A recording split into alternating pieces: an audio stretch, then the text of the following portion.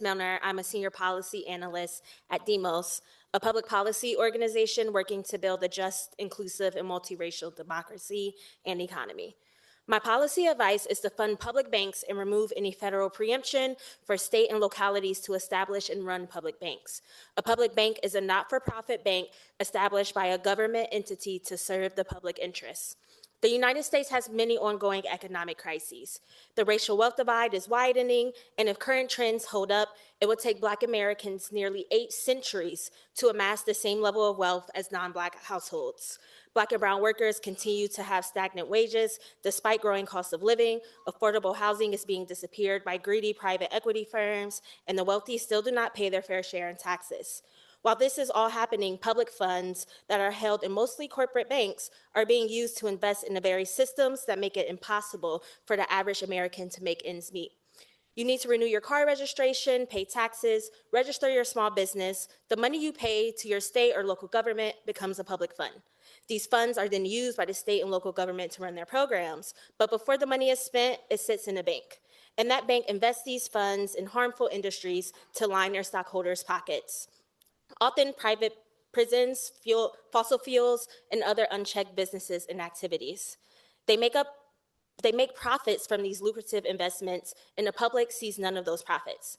But what if instead that money that is sitting in a private bank sits in banks owned and operated by the people and the government?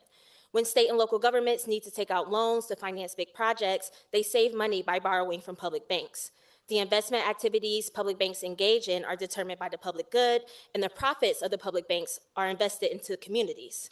Projects that can help reduce the racial wealth divide, like affordable housing, green energy, and education initiatives, can be the targets of these investments. Infrastructure projects that create quality jobs to employ Black and brown community members can be funded through public banks. Profits are spent on public goods like parks and libraries and public campaign financing funds. Greedy billionaires stop profiting off of our tax dollars, and instead our money is invested into our communities. This is the power of public banks. Public banks are not a new concept.